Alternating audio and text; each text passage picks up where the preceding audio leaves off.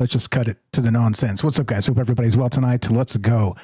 Skip all the intros. Sorry about that. I had not one update, two updates. Not just the road board forced an update. I had a Windows update. And so you know what happens when that happens. Everything breaks. So we're going to cross our fingers. We're live right now, and hopefully everything works. Welcome to Troubled Minds Radio. I'm Michael Strange. Let's go. Okay, so it's been a rough run, guys. So I apologize for missing the shows and being flaky and all the things, but I promise at some point we'll get back to it and be as solid as I previously was. It's a lot going on right now. But okay, anyway, aside from that, I was just cruising through some stuff, and we had a great idea for last time. It was a really, really great show. But I didn't have a great angle. And so I cast it out to some friends, shout out friends, you know who you are. And I got some angles and was like, that's really good. We'll do that. And then when I got home, I saw this and was like, oh, hell no, we're definitely doing this. Cruising through my notes. Anyway, so it starts like this. Now, this is from Popular Mechanics. And the headline is this: a mushroom is sending hundreds of people to the hospital. They're all sharing the same bizarre hallucination. Yeah, seems fine, right? Until you hear what the hallucination is. The Substack tonight is very good. I encourage you to check it out, read up on it. Matter of fact, I'm going to read from it right now just a little bit so you can catch up and understand what the hell's going on, because this is a weird one. Not just weird. I think we do enough weird stuff here where when you say weird, you're like, yeah, we know, Mike, it's weird. But this is super weird because, here we go, I'm just going to read this. So, every summer in China's Yunnan province, hundreds of people check into hospitals with the same complaint. They are seeing little people. Not metaphorical little people, not the suggestion of faces in peripheral vision or the vague sense of a presence in the room. They are seeing tiny, autonomous, fully realized humanoid figures marching across their dinner tables, scaling the walls of their kitchens, clinging to the legs of their furniture, and dancing in formation on the floor. Yep, the figures are colorfully dressed. They move with intention. They interact with the physical environment according to the laws of physics, climbing and leaping and occasionally detaching their own limbs in a cartoonish display that would be hilarious if it were not so profoundly unsettling. And in 96% of these cases, the cause is the same. The patient ate a mushroom called Lanmaoa asiatica, I think is how you say it. It's right there on the write-up. Where is it? Where am I? First paragraph, right? Yeah, there you go. There you go. So it's in the write-up. It's in that first paragraph on the bottom line. That's how you spell it. I don't know exactly how you say it. Anyway, so now this is not a fringe report from a single village. This is a pattern documented by hospitals across the entire Chinese province, repeated every mushroom season for years, confirmed by genetic sequencing, and now being studied at the University of Utah by a PhD candidate named Colin Domnauer, who has made it his mission to understand what is happening inside this fungus and what it can tell us about the human mind. Now, I'll mark that spot. We'll get back to it. But the weird, okay, so now this is entirely bizarre because think of it this way. When you're, you get sick, we react a certain way. Our body has an immune response. Okay, we have a fever. We do these things, right? We cough to kind of get rid of the bacteria. The viruses are, just our body reacts. But in this particular case, I'm calling this tonight the ELF frequency, a mushroom, a glitch, and the oldest encounter on Earth. Because isn't it bizarre that even, let's say that you're not a psychonaut. Shout out the psychonauts out there. Say you haven't touched mushrooms in your life. I haven't, by the way. I've said this before. Don't do drugs, kids, as a nice, preamble to all this. Don't do drugs. They're bad for you, et cetera, so on. But the thing here is that when people take this, they eat this mushroom and it's undercooked. That's the craziest part, is that when they eat this mushroom, it's edible. But if it's undercooked or not cooked at all, it's raw. This is when you get that bizarre effect of these little elves all over the place. And it's again, not just here, it happens wherever. And so, which means there's some level of underlying something that's going on with this, which doesn't make any sense, right? Am I right? It doesn't seem to make any sense whatsoever, because why would it? I mean, our brains sort of reacting in a immune response way or whatever it is to this mushroom is showing up in all these not different ways, the same way to everybody, which is little marching elves all over the place, which is absurd, right? The absurdity of this is next level. But you know me, when I think about these ideas, I think about the question of why. So why would this be? Now, there's the stoned ape theory we've talked about in the past. There's all kinds of things that kind of fit into this, maybe the layer of why maybe this is sort of a primordial memory, perhaps, or something to that effect, right? So I don't really know what the answer here is, but that's the question. The question is, how come this is repeatable? And the symptom is people see little tiny elves marching all over the place, underneath the tablecloth, on the tables, everywhere. You look up on the walls, they're climbing the walls. Does that make any sense whatsoever? Because it doesn't to me. Anyway, phone line, I don't even know about the phone line. Didn't have time to test it. Everything broke at the last second, so I'm sorry about that. But so we'll go without the phone line tonight. We'll just do Discord if you guys want to be part of the conversation. That's normally the phone number I would read, but instead just go to troubledminds.org, click the Discord link, and we'll put you on the show. It's as easy as that. Super simple. And because we started late, I'm going to just skip all the pleasantries and just go straight to James. Welcome to Troubled Minds. How are you, sir? What's on your mind? Oh, thank you. I'm glad to be here. And I'm glad to be here. I'm not joking about that. Just kind of funny doing that again. But yeah, I'm really wondering with this case, and I wonder how many others are similar, if in some cases when it comes to hallucinations, if it's not always just the mind making things up, and this is me bringing the whole paranormal aspect to all this, is it maybe a sort of a veil is being lifted? In other words, the changing of the person's actual physical state, their mind, their the parts of their mind, or even just the atoms there. I'm not sure. I'm not a scientist in any way. Can that lead to access to being able to see through into other dimensions in some cases? And so I'm wondering, in other words, are all hallucinations made by the mind, or are some of them also just a case of more of a lifting of a veil than an actual completely made up thing within the person's mind, especially when it's something like this where it's happening over and over again? Yeah, well said. I think that's the bizarre part of this to me, because clearly, like I said, we have a fever, we have these immune responses when we get sick. But in this case, it is a level of illness because you're eating it, undercooked or raw entirely. But you cook it and it doesn't have this effect on you. It's even a delicacy in this part of China, supposedly. I've never been there. What would I really know? I just read words on the interweb. But you get what I mean. And so if we have this thing that's not just recurring, but predictable, and they're studying it now to figure out what's going on, because they don't know, because this is not DMT. This is a mushroom that they eat, and it's delicious or whatever. But it's strange to me that as you're describing, I think maybe this is something there, something to the effect of that lifting of a veil, and maybe that primordial memory. Maybe these are those entities. I always talk about primordial nature spirits. It is one of my sort of favorite pet theories when we have these conversations, that we have these not just primordial memories that go all the way back, but maybe, just maybe, it's kind of cooked into us in the way that we see them again, given the right circumstance, or given the right formula, or the right timing, or the right, in this case, ingesting the right undercooked mushroom, which is super weird. Again, this is not even doing drugs, guys. This is not DMT. This is not ayahuasca. It's not any of that stuff. This is not a psilocybin mushroom at all.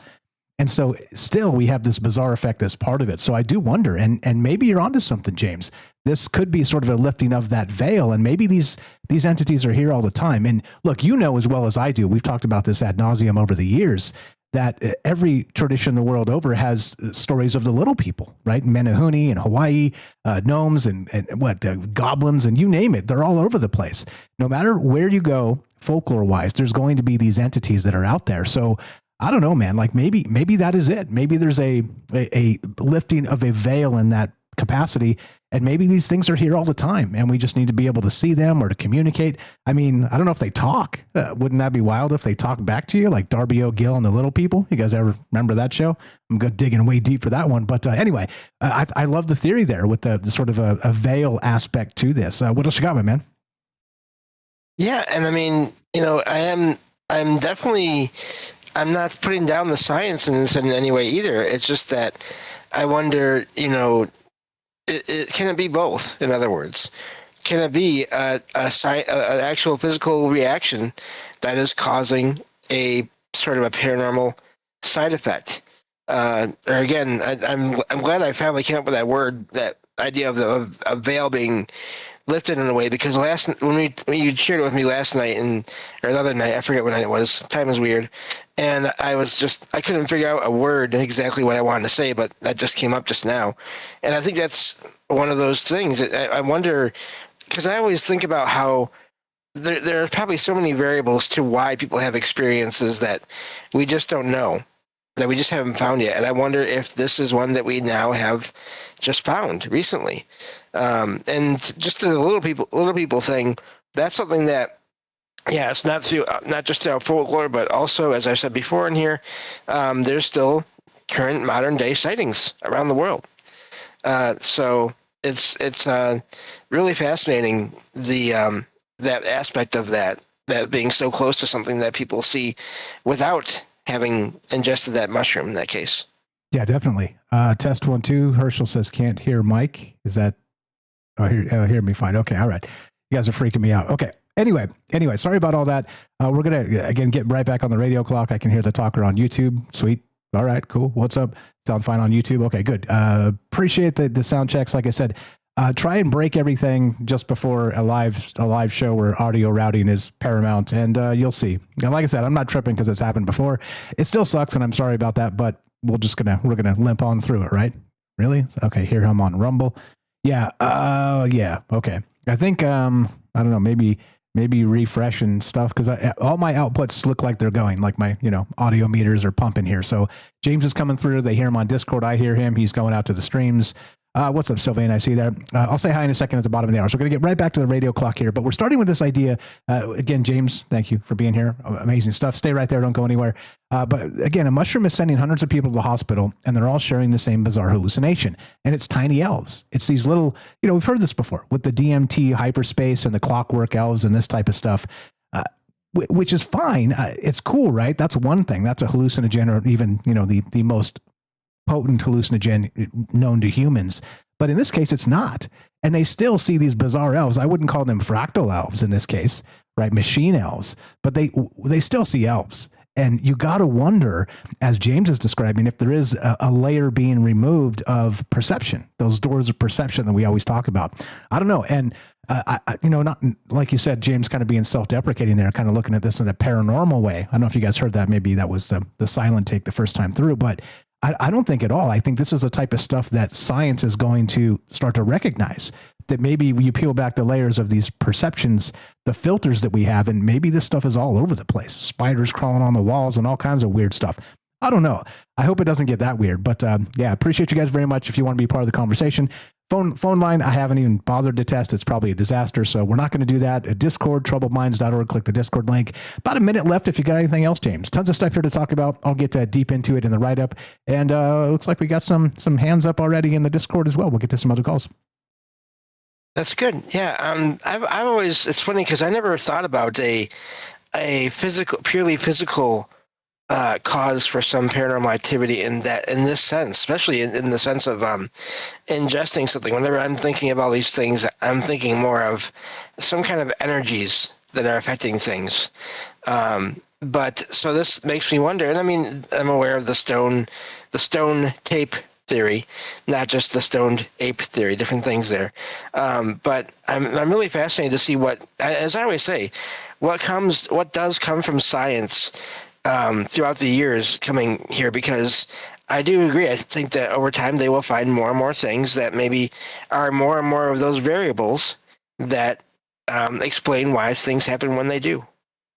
Well said. And I think that is probably the veil we should be paying most attention to right now, because with this AI acceleration I'm always on about, who knows what comes next? Maybe they find a way to put a couple drops of these in your wine when you have dinner, and the little elves are everywhere. I don't really know. What do you guys know about it? We're taking your calls, not on the phone line, but of course on Discord, troubledminds.org. Click the Discord link. Here with James Salcedo tonight, of course, the glue of the show. You know him, you love him, salcedoparanormal.com. Tonight we're talking, I'm calling it the elf frequency, a mushroom, a glitch, and the oldest encounter on Earth. And is it possible we're actually dealing with primordial nature spirits? I would read the phone line, but it is down. troubledminds.org. Click the Discord link. Be right back. More Troubled Minds on the way. We got James, and is that roving fungus maybe? And your calls as well. Don't go anywhere. More Troubled Minds in just one moment. Be right back.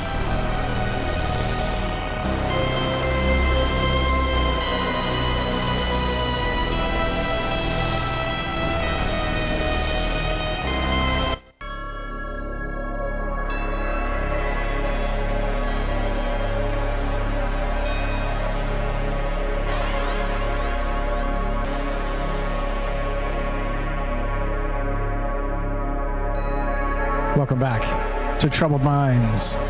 I'm your host, Michael Strange. We're streaming on YouTube, Rumble, X, Twitch, and Kick.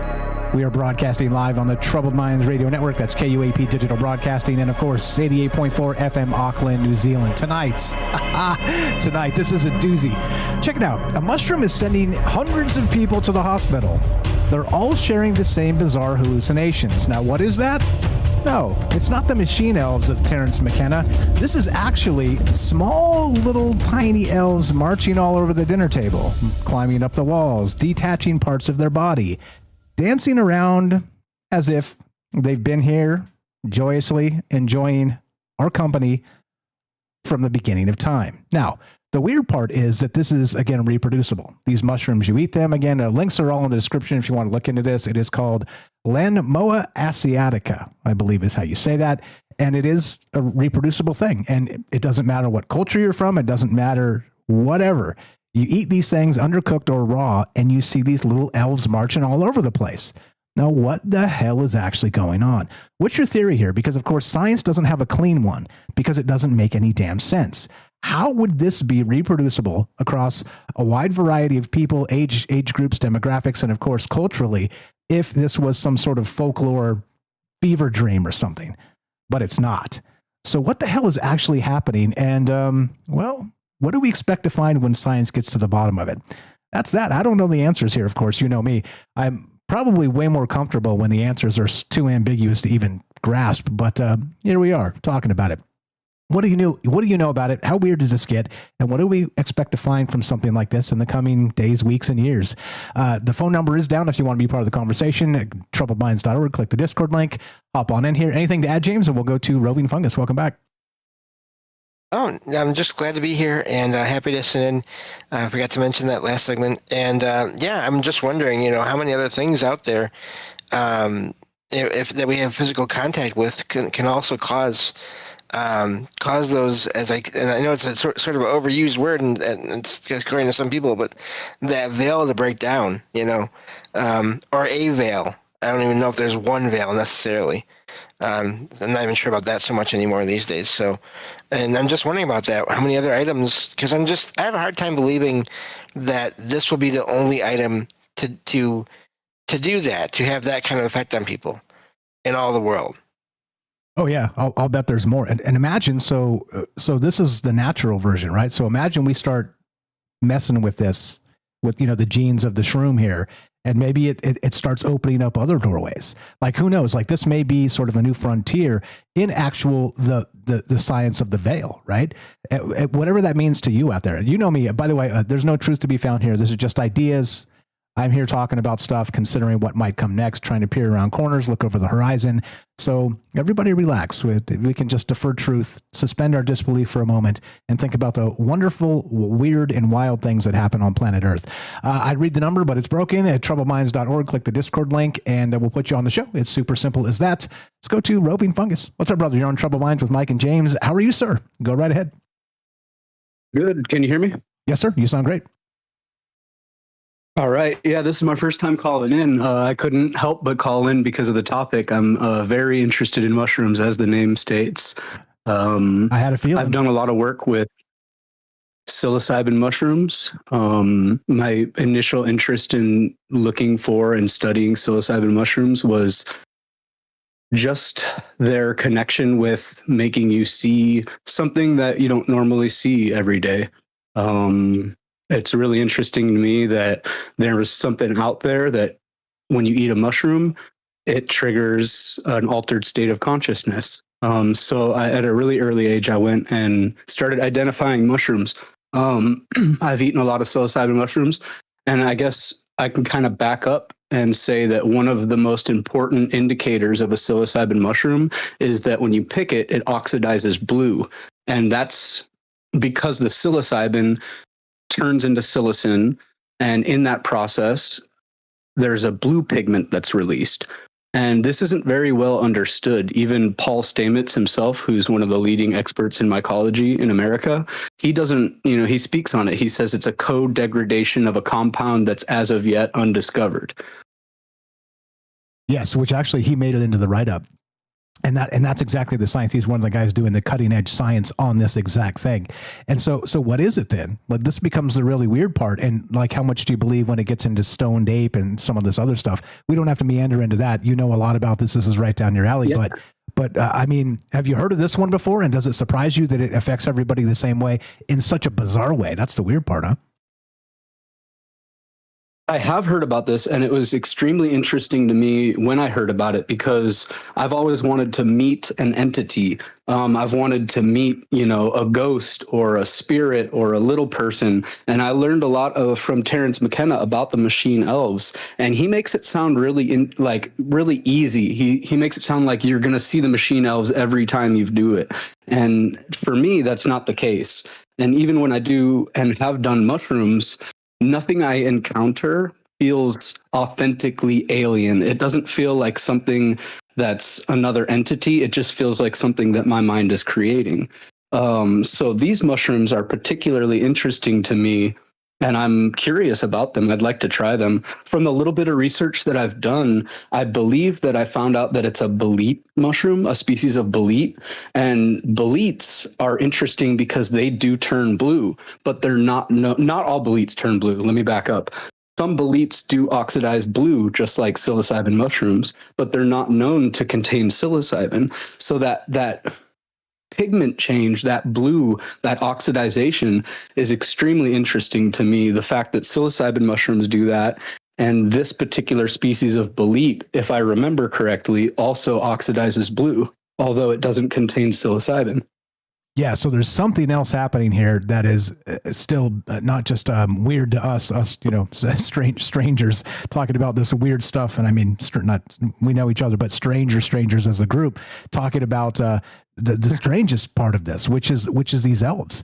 And isn't it bizarre too? So now when you go full DMT and the machine elf aspect, the Terence McKenna bit for this. But then this is not that at all. This is removed from that entirely. It doesn't give you that DMT or psilocybin effect. However, it brings to you some of the most bizarre aspects of it with, as you described, entities. And so I don't know, man. This is super weird to me. And like, how weird does it get? What's your idea or theory on this? And you don't have to be stupid and weird just because I asked you to be stupid and weird. Just what do you think is going on? Like this is just chock full of ideas that you could pack in there for all kinds of things, primordial nature spirits, like I said. But what's your best guess on this? Is it a veil thing, or do you think there's something in our metabolism or our actual body biology that I don't know, manifests this? I don't know. What's your take? It's really hard to say. I'm curious about the effects of taking this mushroom with other things, like potentially like an MAOI inhibitor, which is something you would do when you do ayahuasca. MAO is monoamine oxidase. It's an enzyme. That enzyme is responsible for breaking things down. So when you do DMT, you have to restrict your diet because you don't want anything in you that monoamine oxidase is responsible for breaking down, because in order for ayahuasca to be orally active, you have to inhibit the monoamine oxidase. So you take an MAOI with the DMT, and that allows the DMT to work. So another really interesting thing is the times that I've done DMT, there was a channeler present in our group, and they claimed that they can channel messages from little people, and the little people that they named specifically were called the contomble, and they said they're little people that live at the base of trees. And I believe this is some kind of tradition from Africa, the contomble people, maybe South America. I'm not entirely sure where this tradition comes from, but this person that I sat in ceremony with was claiming to channel messages from little people during the ceremony. That's wild. And it is this is a thing you hear too from people that do partake. As you'll hear, the mushroom told me. Terence McKenna said that in that clip that I played kind of between the break there.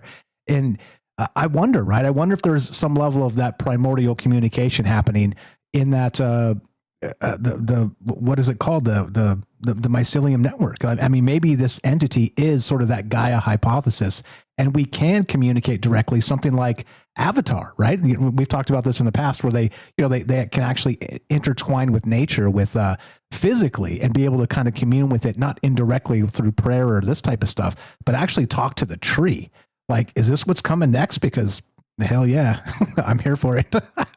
Well, so this is something I can speak on. Some of my favorite mushrooms are I pick them wild. I pick them from the forest or the park.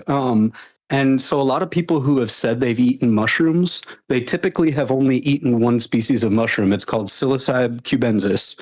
And Psilocybe cubensis, it's the one that grows in tropical regions all around the world, from Texas to Thailand, Africa, all around the world. Every tropical region where there's cow poop, Psilocybe cubensis grows.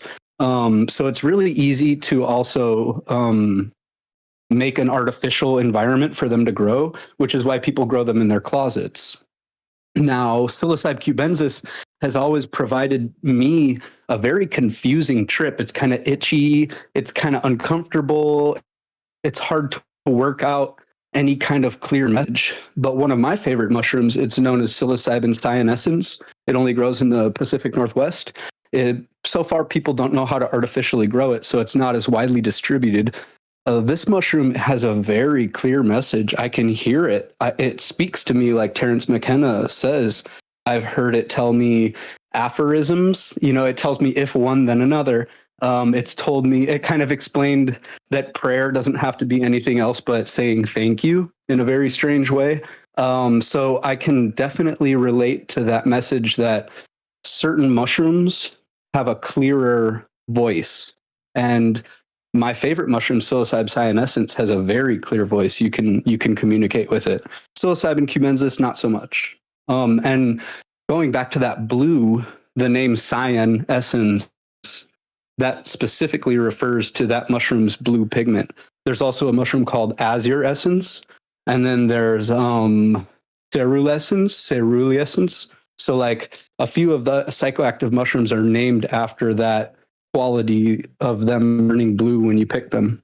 Yeah, all the shades of blue. Azure there, the cerulean, which is incredible to me. So we don't know what that is, or do we know exactly what that is yet? Is that maybe the thing that makes this the strange part of the mushroom itself? Because some do, some don't. Certain classes here, and the Pacific Northwest thing, I love that because we're talking up near the redwoods, right? Is that where these things grow?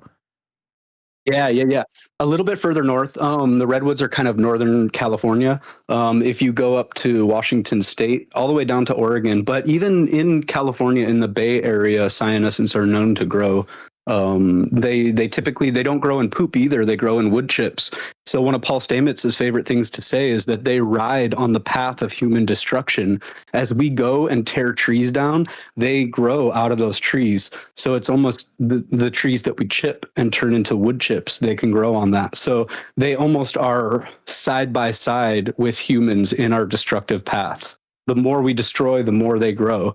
So it's almost like they're offering some kind of, I don't know, modification on our behavior, maybe. Yeah, some helping us out. And it's weird too, right? So think of it this way: in stoned ape, it's we chase the herd, and we kind of pick the mushrooms out of the poo, kind of led to consciousness. I don't know if you believe that or not. It's irrelevant. It just kind of brings up the conversation, but it does bookend nicely with what you're describing. It's kind of like a cleanup, a cleanup of the human destructive aspect to maybe. Maybe it does follow us. Maybe it does find the things we've destroyed, and then kind of rewild the woods themselves. It gets me thinking about too is that this type of stuff is as yet still Wild West when it comes to the bleeding edge of science and consciousness and this type of thing. But imagine if like these things grew up in, I don't know, Chernobyl. And, we're supercharged. I'm sure there's like weird, wild stuff over there that you probably shouldn't eat because it'll make your teeth fall out. But you get what I mean? Like just kind of being able to kind of change the environment of how these things grow and whatever. Like I do wonder, like I said, when science gets the full grasp of this, how weird does this get? Do you think we'll be able to actually maybe through our antenna consciousness actually contact like the large consciousness? Do you think something like that is possible here? I tell you what, I'm extremely interested, and I would like to source this mushroom and try it myself. Now, I do remember reading that these hallucinations can last like a week. You can be seeing little people for like a week. So I don't take it lightly by any means. And I'm curious about the person that you named that is actively doing research on these. I want to do a little bit more research on who that is. And I when I first found out about this, I was like, this is a PhD right here. You know what I mean? Like if you could actively figure this out and bring it to the world, that's worthy of a PhD, you know? So it's something I would like to experience, honestly, just to answer that question. Is this real? Are we downloading? Is this some kind of magic key that opens a door? So yeah, I'm really excited about the topic. I appreciate you having me on. No, thanks for always being here. You are as consistent as anybody and always hanging out with us and really into the ideas. So I'm glad you jumped in here. Long time, first time. Appreciate it very much. The guy's name is Domnauer, and it's in the write-up. So that's the guy that's kind of chasing down the science on this. I'm sure he's not the only one, but he's kind of taken the lead. And these, I was tracing these articles in the mass media, the zeitgeist, and they go back to about maybe September or October of last year. So this whole thing kind of hit new, and it's really swelling, and people are starting to make YouTube videos about it and stuff because it is wild. I don't know. It's a weird thing. And you were braver than I, because I'm not sure I could take a week of little people marching all over and hanging off the curtains and stuff like that. No, please, just somebody knock me out and come wake me up in a week, because that's just beyond terrifying. It's incredible. Fire stuff. What else you got regarding this or anything else? Go ahead. I said it might be the best week you ever had. Who knows? I don't know. That's about all I have. I was just really excited to, be part, and I appreciate you having me on. Good show. Thanks for jumping in here. Do you have any projects you're working on? As you know, I like to, if you help me, I'd love to help you. So if you got some stuff you want me to share, let me know. We'll drop it in the Troubled Minds website, troubledminds.org/friends. If not, let's hope we inspire you to make something, because a lot of that has come out of these conversations. But either way, you tell me, and a pleasure, brother. Glad to actually talk to you. And thanks again for being cool and chill and hanging out with us. Absolutely. One of my only projects I've been thinking of is maybe putting on a GoPro and hanging out near Skinwalker Ranch, maybe eating some of my favorite mushrooms and filming whatever happens, and starting kind of a paranormal exploration channel.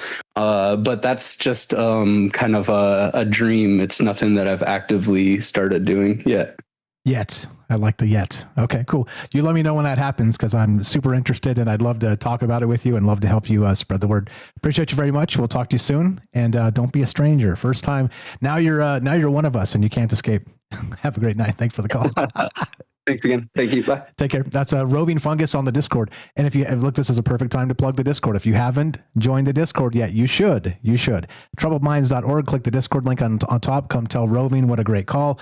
Yes, what a great call. That's the point of this. Like I said, getting together and talking about wild ideas with regular people. Regular people surprise you, surprise me, surprise all of us, because regular people are underrated. They don't get enough credit for knowing a ton of things, and we do know a ton of things. So yeah, super cool call. Amazing stuff. I love that the fact that he's way into this enough to explain stuff I've never heard of. I didn't know about the blues. I didn't know they were called that. That's incredible. James, anything on that? And we'll get back to elves and all the rest as we go. Yeah, great call. Good to hear. I actually think I'm pretty sure I got a chance to talk with Roving Fungus on a Discord chat one night somewhere a ways back. But and he brings up a couple, like I said, great call. Brings up a couple of things that, to my mind, that I'm wondering about now too is, and this is something I don't think, it would probably take a little bit of getting around to trying to get to the people that had these experiences to ask them, when you saw all these little figures, did you get a sense that they were real? Get specific with sort of questioning and like, were you just seeing images of this, or did they seem like they had a presence and an awareness of you when they were moving around? Because I think that is an important thing, because I'm definitely, as always, not discounting the possibility of it being, again, simply within one's mind. But if there's these details that maybe are not as important when it comes to science as of yet, that are not being asked about, I'm really curious about what the answers would be. I think, and I lost my other point, so hopefully it'll come back to me later. That's okay. It's words are hard and ideas are flitting, as they say when you're trying to talk on the cuff, off the cuff here. Fire stuff. Yeah. Look, this is, like I said, this is incredibly bizarre to me because it is reproducible. Shout out Kelly. He asked, so does this happen when they eat them raw? So yes, these mushrooms, and shout out to Mr. Duffy. These are those same mushrooms where they eat them undercooked or raw, and people see these little elves all over the place. Reproducible, absolutely happens when these mushrooms are in season in this one province in China. The ERs start filling up with people because they're actually seeing these things. And isn't that bizarre? Like of all things, like I said, it'd be one thing if it's a fever. It's a one thing if you're dizzy or, hallucinating, I don't know, foggy vision or something, or, those types of things. But for crying out loud, a reproducible, absolute thing that is beyond what anything Terrence McKenna could come up with. I mean, maybe not, but you get what I mean, where these are not psilocybin. These are not the ones we expect. This is not DMT. These aren't those things at all. Well, are they? Are they? That becomes the weird part. So yeah, so if you cook them, no ill effects. If you eat them raw or undercooked, this is what happens. You start to see these tiny little elves running all over the place, which is incredible to me. So I don't know, like as usual, when we started tonight, James brought up the idea of maybe this being a thinning of the veil aspect for an individual, right? Kind of being able to be in two realms at the same time by ingesting the substance.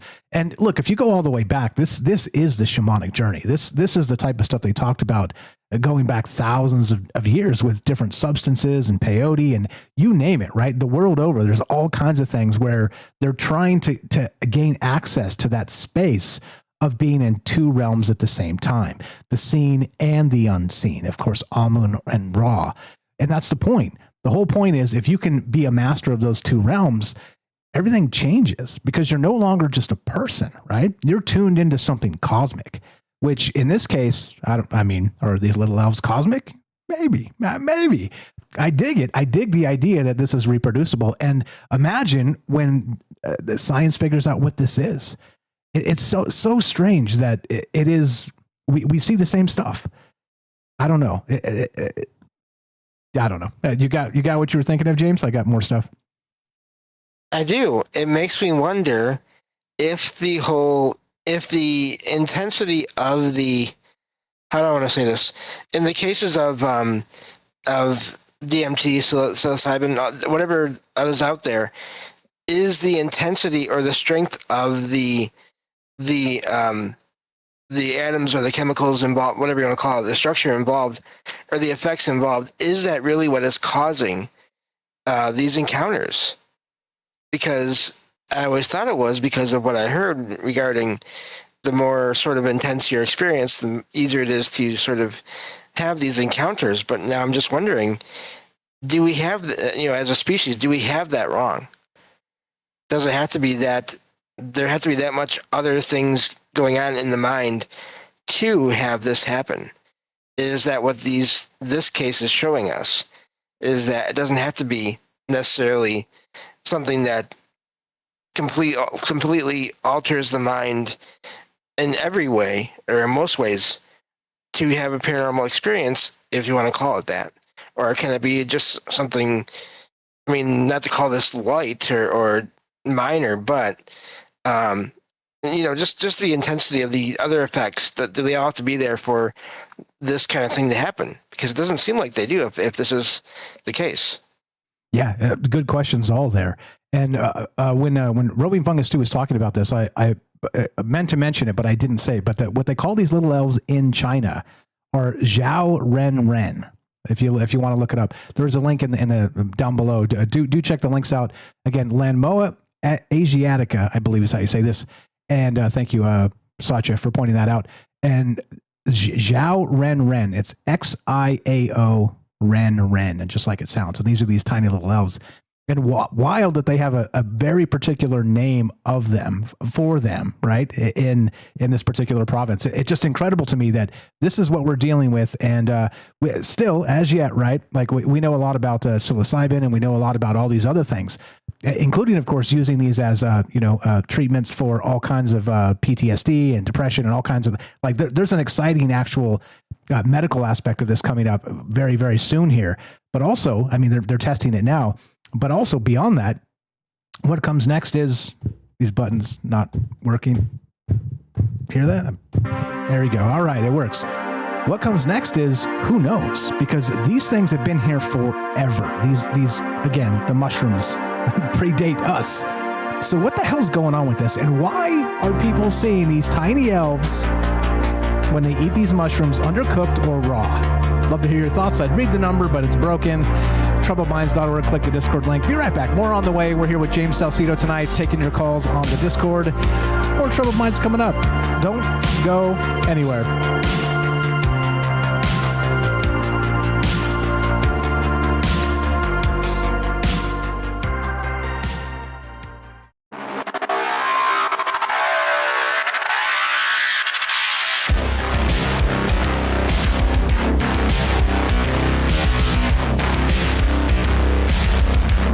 Welcome back to Troubled Minds, all the places, all the things. I'm Michael Strange. We're here talking the elf Look, I'm calling this the elf frequency. A mushroom, a glitch, and the oldest encounter on Earth. Now, these mushrooms we're talking about tonight are clearly hallucinogens if they're undercooked, if they're raw. But if you cook them, and what are the names? The names of these things, let me read it, is Lanmaoa asiatica. Okay? All right. But if you eat them undercooked or raw, you see little elves running all over the place. And as Roving Fungus said, sometimes this lasts an entire week. Sometimes it's hours, sometimes it's minutes, sometimes it's days. And it gets wild. So what is going on with this? Clearly, like I said, there is some mechanism happening. And shout out Ioxy in the chat too, mentioned this. I wanted to mention this earlier, that when you take that, the purple, right, the Benadryl or whatever it is, they say that the Hat Man appears, okay? Like that aspect of this. It's weird that our mind's eye has a way of synthesizing these things and reproducing experiences. And look, I don't recommend that either. Like, don't do the things, it's bad for you, et cetera, so on. But it is one of those things that has been reproduced in different ways, and of course abused in different ways throughout the past modern space here, where the Hat Man has become a thing. Why though? Like, why does our mind and our consciousness pick up on a particular aspect of it and manifest it as entities? And in this case, little elves like 2 inches tall that are just all over the place. Like if I was on this stuff right now, they'd be climbing all over my monitors. They'd be climbing up the walls. They'd maybe be on my hands. You can't get rid of them. They're just all over the place, kind of marching. They're dancing. They're just doing jovial elf stuff like you might expect at Santa Claus's workshop on December 10th or something, right? Weird, super weird. But why? Why does our mind's eye manifest entities like this? And why is it very specific? That is the question. Super weird to me, super wild. I love the conversation. I love the idea. James, anything you got? And we'll go to Matt Sal on the Discord.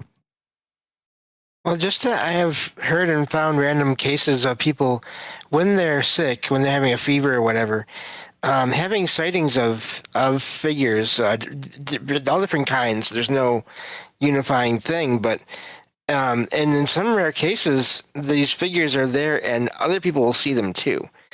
And so I do wonder, is this, again, how much of what is we see when we are in a different state of mind, how much of that is our own mind and how much is something else when our mind is not the same as it usually is?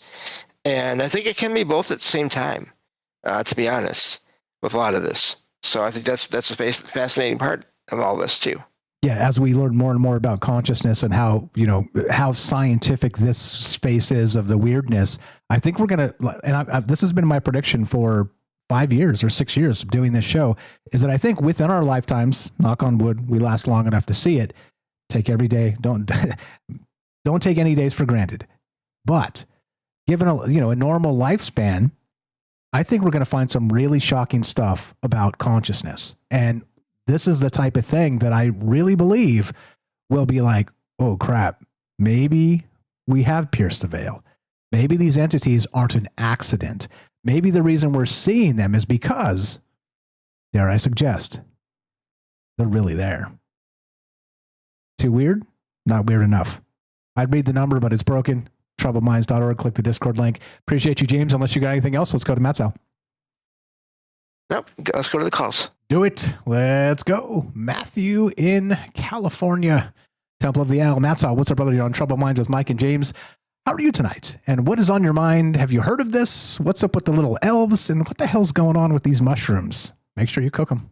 The song I had, by the way, from Suno is very good. It's like I'll see if I can play it and have it come through the anyway, yada, yada. I was only talking because you hadn't unmuted yet. Welcome, Matt, Sal. How you doing, brother? Hey, Mike, can you hear me? Yes, sir. You sound fantastic.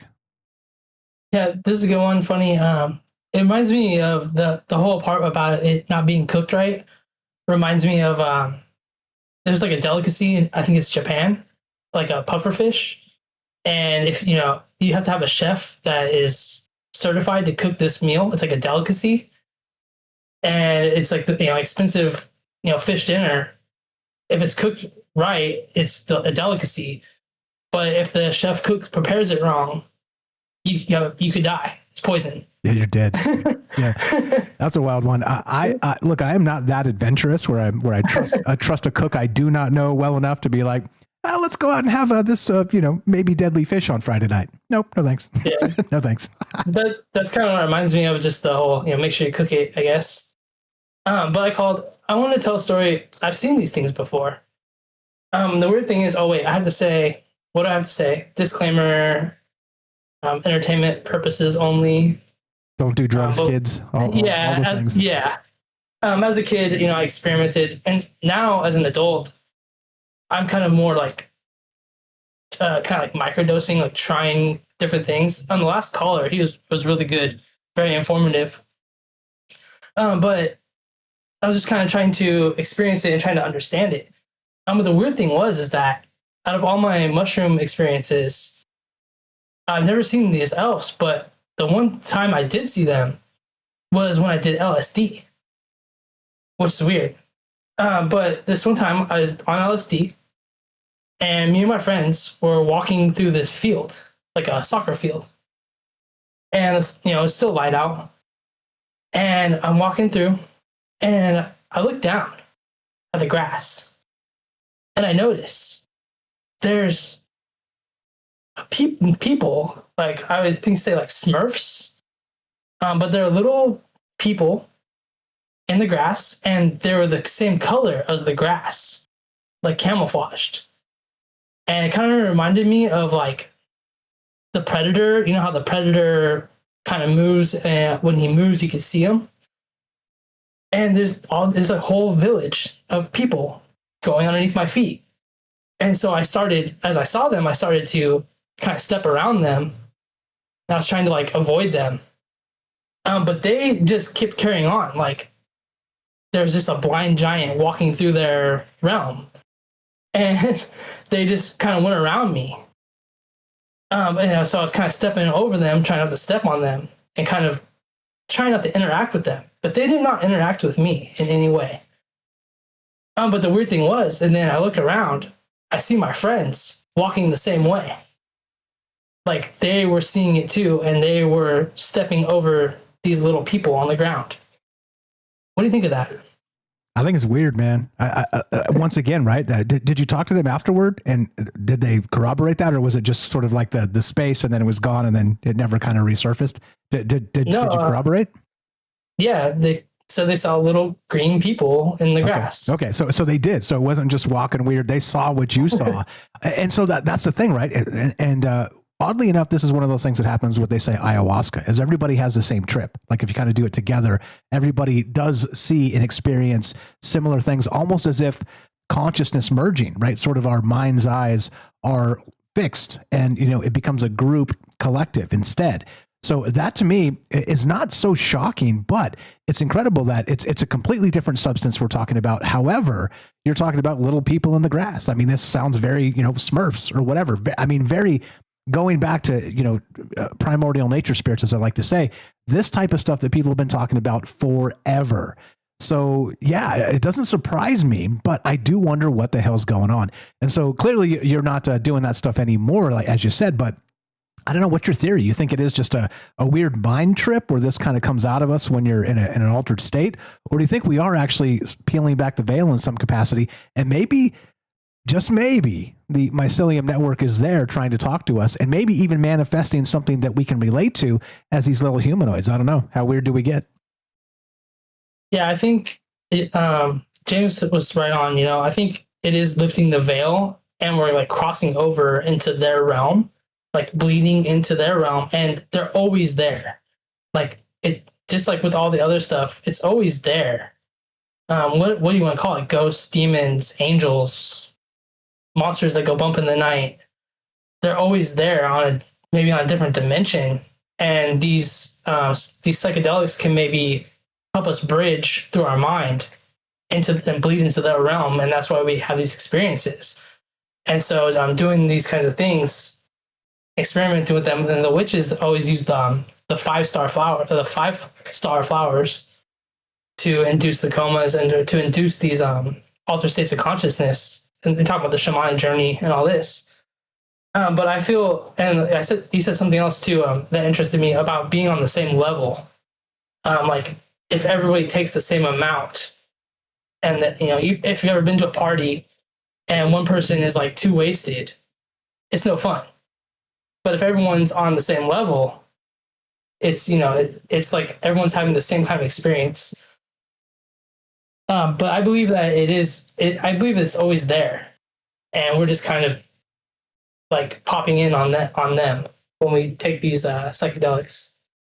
Yeah, kind of like that, as they describe. Like I don't know a ton about the DMT experience, but you listen to Joe Rogan talk about it. And, we've done shows on the past and even dug into some of the experiences that people have cataloged afterward. There's like a whole website that has, all this stuff. And it's so similar. It's all so similar, which is once again weird. I mean, we're talking about the human consciousness, our mind's eye. We're talking about, just look at like the surface level of people and personalities and this type of stuff. We're so different. It's so diverse and so bizarre about just everything about people, just our psychology. But then for whatever reason, all of that sort of melts away into a singular or very similar experience. It's spooky. It's spooky because you would expect sort of like a varied mix, but it seems to consolidate into this not one thing, but several things very similar. I don't know. It's a bizarre thing to me. And maybe this is that cutting edge of consciousness that we will learn about. And maybe my old theory of primordial nature spirits is coming true. What do you think? Yeah, I believe with science and with like exploring it, I believe there's benefits to it, and that's kind of what I'm trying to explore, like the benefits of like microdosing. But one thing I did notice, one thing I would say about like with magic mushrooms is that as long as I've done them, like it's weird. It's the same feeling every time, no matter what mushroom it is. And so I'm wondering, what is it like? Is it one entity? Like they say the mycelium network, it's all connected. Is it like one entity? So no matter how much mushrooms you eat and what kind, it all kind of takes you to that same place, that same feeling. And I don't know how to explain that. Just as much as I've done that, it's the same every time. There's no difference to it. I don't know if that makes sense. Yeah, no, it makes sense. It makes sense. And it's going back to some place, like I call it a primordial place within us.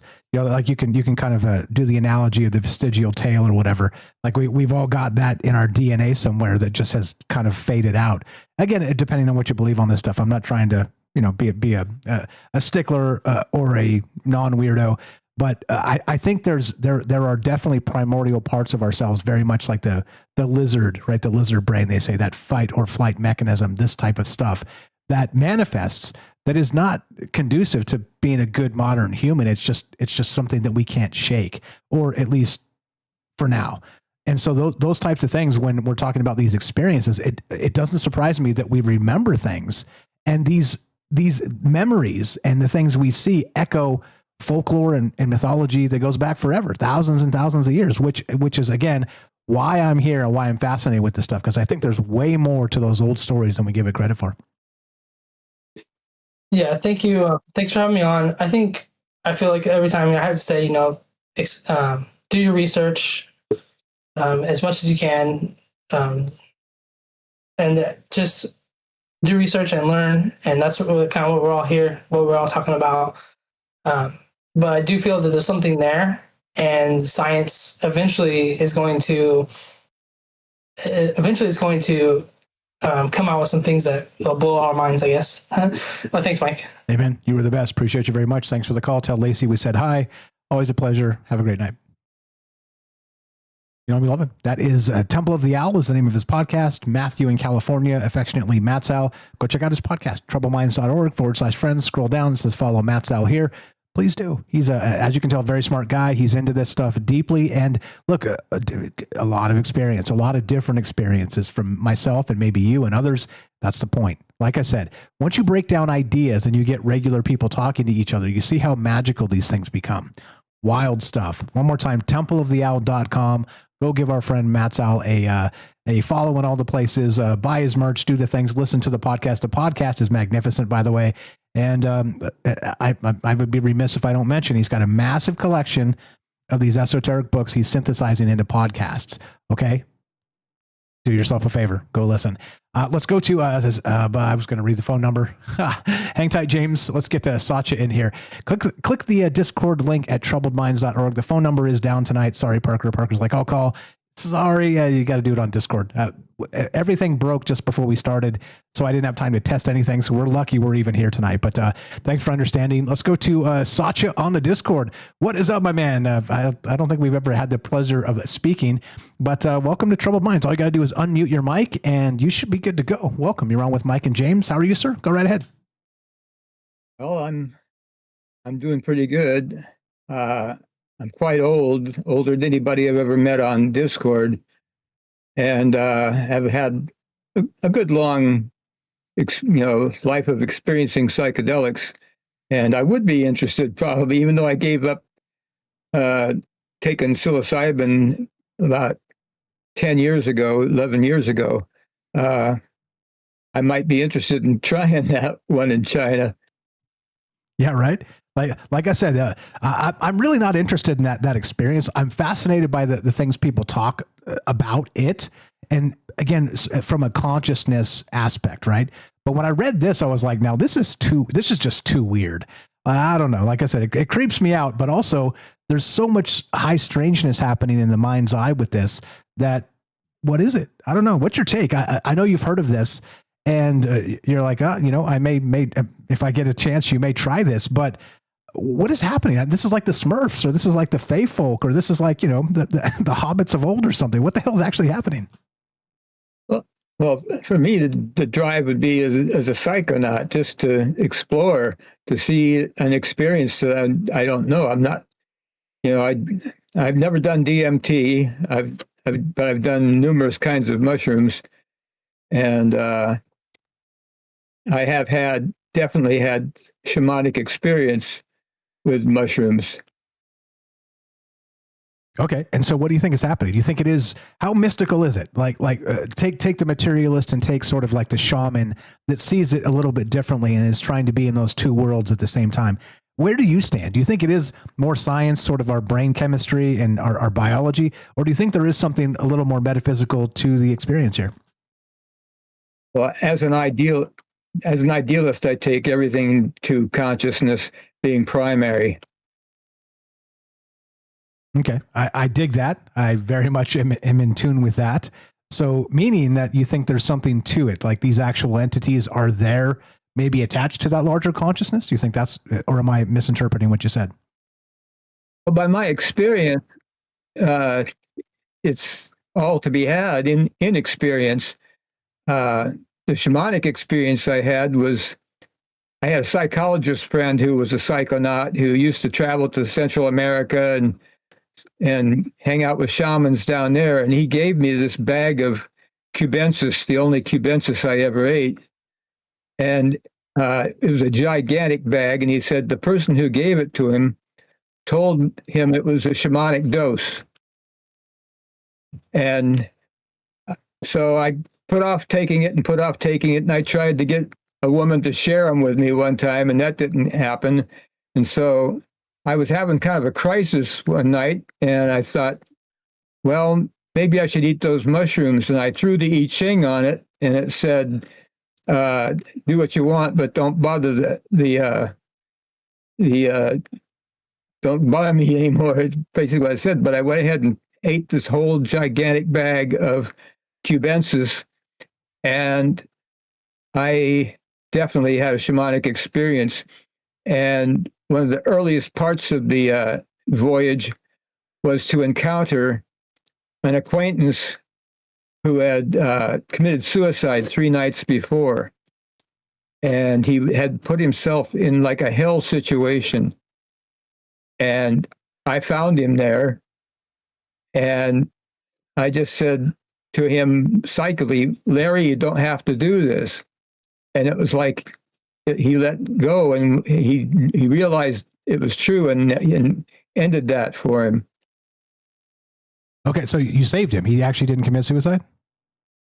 No, he committed suicide, but he was, I'm pretty sure where I encountered him was in the astral plane. I see. He looked just like he always looked, but he was in a landscape that was amazing. I can't go into it. It's too detailed and take too long, but he was in terrible misery, and just my relating to him sort of it's like pathologic, I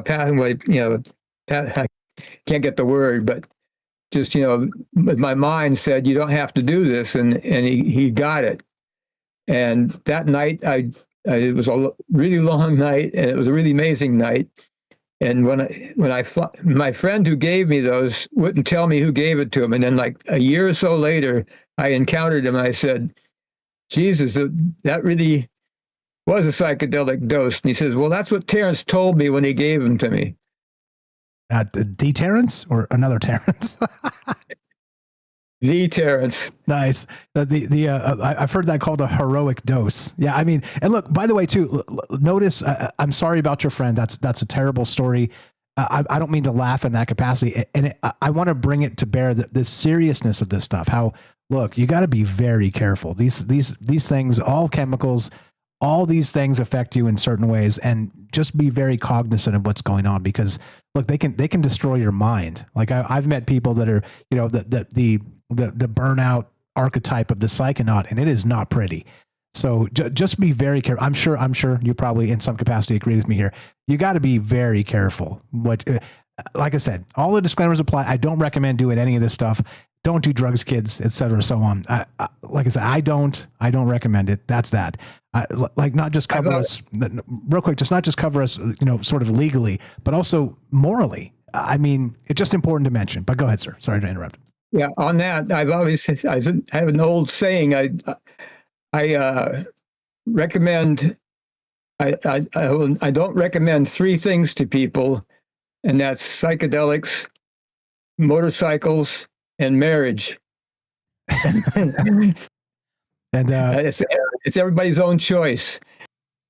Amen. And I'm sure you get some laughs on that, because that hits a little different. I don't ride motorcycles. I don't do mushrooms, but I am married, so I can follow some logic there. And look, I mean that in the nicest way. I'm just saying that, like, these things are challenges. Like there are challenges in life that some people are up to and some people are not, and it's very important to recognize what's happening. Control yourself, the Stoic mindset, as I always say, and just be careful. Don't go too hard too fast, because life comes at you faster than that. Firestar brother, glad to finally meet you. We got about a minute left. What else you got for us? Well, I'd say I have a great respect for my psychedelic experiences, and they were definitely a part of a path that got me to a wonderful place here at 79 years old. Amen. And glad to have you as a fellow troubled mind. And by the way, I think we need to vote Satya the oldest Discord user yet, right? 79. That's pretty damn good. And he's good at it. Like, Hey, come on. Anybody can use Discord. Satya, you're a pro. I appreciate you very much. Thanks for listening. Thanks for all the great chat in the Discord. Look, if you guys haven't met Satya yet, come do that, please. Troubledminds.org. Click the Discord link. Come chat with the man. He's sharing information and knowledge on all manner of wild ideas in the chat, and nobody's chatting back at him. Hey, except me and James sometimes and some other people. Get in here. Join the conversation. It's not just this. You don't have to be on a microphone or a camera. Just come in and type. Talk to us. Come share information and ideas. That's what this is all about. Satya, pleasure to meet you. Thank you for being part of this. Thank you for the call tonight. Thanks for sharing your experience, and look forward to speaking with you soon. Have a great night. And there's voice channels too. And there's voice channels too, if you want to hang out. Exactly. Those things happen. Come check out the Discord. Satya, a pleasure. And we'll be speaking with you soon as well. Have a great one. Appreciate the call.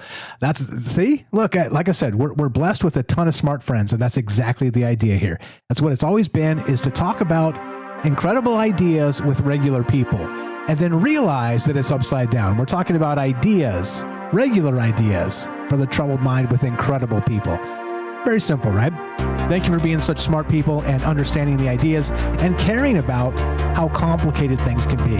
I'd read the number, but it's broken. Instead, troubledminds.org/friends. Help our friends. Click the Discord link. Come say hi. Be right back. More Troubled Minds on the way. We got more from James. We got Derek the Night Stalker. We got Parker and your calls as well. Don't go anywhere. Be right back.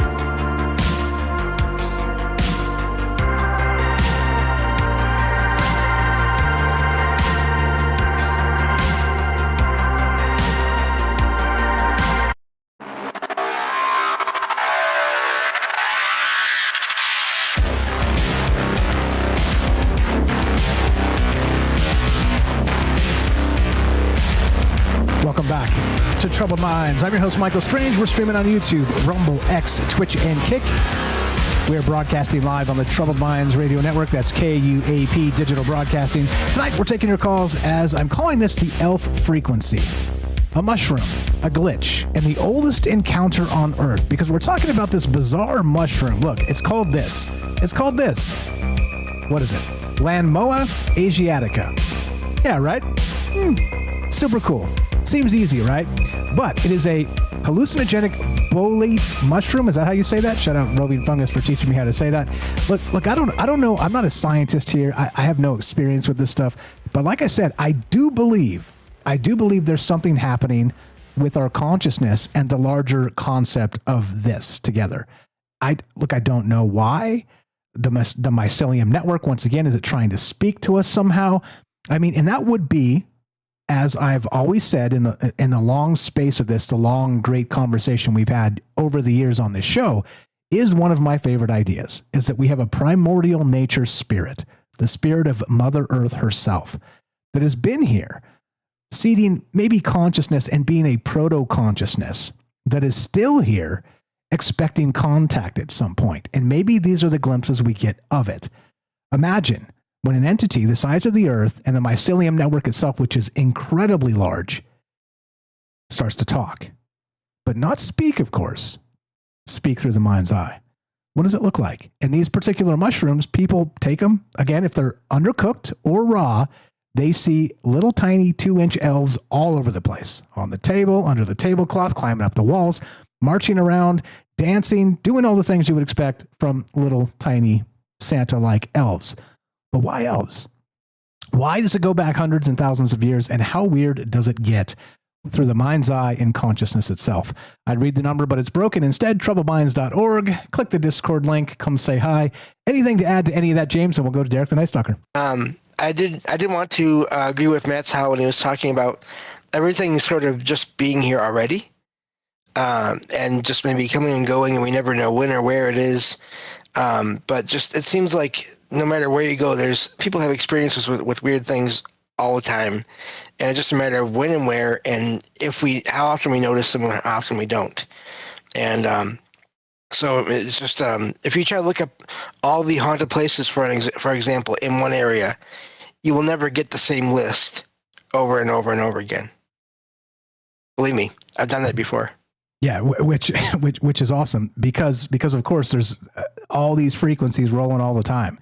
and it depends on what's kind of in our wheelhouse for the zeitgeist in the moment, which we talk about too. The, of course, synchromistic aspect of all this, which is a good time to actually what's up, brother? Welcome to Troubled Minds. You. Derek in Massachusetts, the Night Stalker. What's up, man? Thanks for being patient. How you doing? I thought this one might get you. What's going on? Oh yeah. Yeah, sorry about the audio's a disaster tonight, but yeah, we got the song in. I literally hit the button and I was like, maybe nothing will happen, and it played. So hey, welcome to the joy. How you feeling, brother? Go right ahead. What you got for us? Good. Not too bad. Busy night tonight, but great calls, everybody. Awesome stuff so far. First question is you mentioned Darby O'Gill and the Little People. Is that the one where at the end, the kind of the big bad at the end is it's the Banshee? It's the Banshee, and it's kind of this like these like horses and skeletons riding through the sky, kind of at the end. Is that kind of how the climax goes? You know what? It's so old, I don't remember. I really don't remember. Yeah. It was something I saw when I was like 5 years old. I don't know. Yeah, there was one there's one Leprechaun movie, and I think it might be that used to get played on Disney Channel all the time when I was a kid in the 90s. And then once they made Luck of the Irish on Disney Channel in like 2001, they just stopped playing it, and nobody remembers it besides me. And I bring it up all the time because of the Banshee thing. It's the Banshee, and I don't know. You might know. It might be. Yeah, it might be. Yeah, stuff. Yeah. I wish I was a little more versed in that because it seems incredibly relevant at this point. First, like how delicious if these things are they make you trip when they're uncooked, and then if they're like a little bit cooked, you can still trip. But if you cook them, they do nothing. How tasty, how delicious do these things have to be for people to cook these things? I mean, like, what are they doing? Imagine like taking a bunch of weed and taking the trippiness out of it. You know, like, are they delicious? I mean, it must be delicious to sacrifice that. You know. Did you mention that at all? No, yeah, that's the thing. Like, I didn't find anything on the flavor palette. Nothing. Like, I'm not exactly sure. But here's the thing too. Again, shout out Roving Fungus. He was saying it can be like a literally mortifying experience and like last way longer than you want. I mean, imagine you got to go to work tomorrow and you're like, you know what? I'm going to undercook these shrooms. Yeah, and then exactly. There's like 3 days later and you're stocking shelves and there's elves everywhere. I mean, ooh. The elf stalkers. That'd be nice.